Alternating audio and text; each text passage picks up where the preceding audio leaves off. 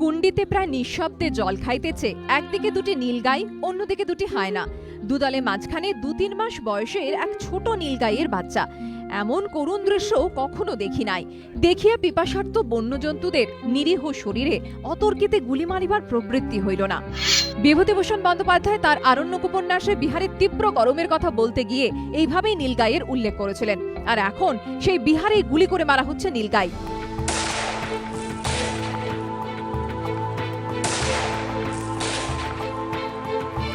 এই ঘটনা ঘিরে তরজায় মোদী সরকারের 2 মন্ত্রী।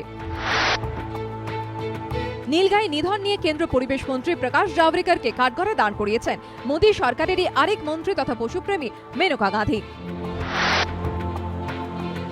মেনকা গান্ধীর অভিযোগ, পরিবেশ মন্ত্রক রাজ্যগুলিকে অবাধ পশু হত্যার অনুমতি দিয়েছে। সেজন্যই বাংলায় হাতিদের মারা হচ্ছে, হিমাচলে মারা হচ্ছে বাঁদর, আর বিহারে নীলগাই। एनवायरमेंट मिनिस्ट्री यहाँ हर स्टेट को लिख रही है कि आप बताओ किसको मारना है, हम इजाजत दे देंगे।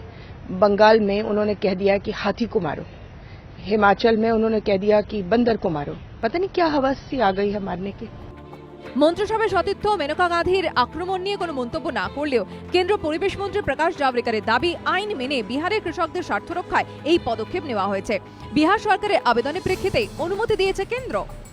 कानून के आधार पर जब किसानों को बहुत तकलीफ होती है तो अगर राज्य सरकार प्रस्ताव भेजती है तो ही हम किसी विशेष काल के लिए ही वो राज्य सरकार के प्रस्ताव को मंजूरी देती है। ये केंद्र सरकार का कार्यक्रम नहीं है।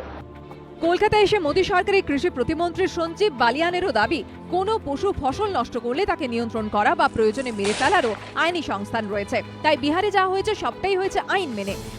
कुछ एनिमल्स जो फसलों को नुकसान पहुंचाते हैं, अगर इस तरह के उनकी संख्या बढ़ती है तो डिस्ट्रिक्ट एडमिनिस्ट्रेशन अपनी तरफ से उनकी अनुमति दे सकता है।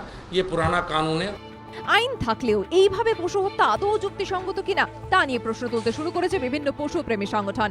তাদের বক্তব্য, মানুষের জন্যই তো আর জঙ্গল বিপন্ন, সেজন্যই খাবারের সন্ধানে জঙ্গল ছেড়ে লোকালয়ে ঢুকে পড়ে নীলগাইরা।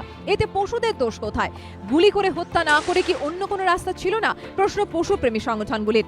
বিহারে এই মুহূর্তে প্রায় 25,000 নীলগাই রয়েছে, যার মধ্যে 10,000 রয়েছে মোকামায়। 2013 সালে সংরক্ষিত প্রাণীদের তালিকা থেকে নীলগাইকে বাদ দিয়ে দেয় বিহার সরকার। এরপর দ্রুত নীলগাইয়ের সংখ্যা বাড়তে থাকায় এবং তাদের তাণ্ডবে ফসল নষ্টের জেরে নীলগাই মারার জন্য কেন্দ্রের অনুমতি চায় নীতিশ সরকার। এরপর মোদী সরকারের পরিবেশ মন্ত্রক ফসল নষ্টকারী পশুদের তালিকায় জুড়ে দেয় নীলগাইয়ের নাম। সেই সঙ্গে বিহার সরকারকে নীলগাই হত্যারও অনুমতি দিয়ে দেয়। এবিপি আনন্দ।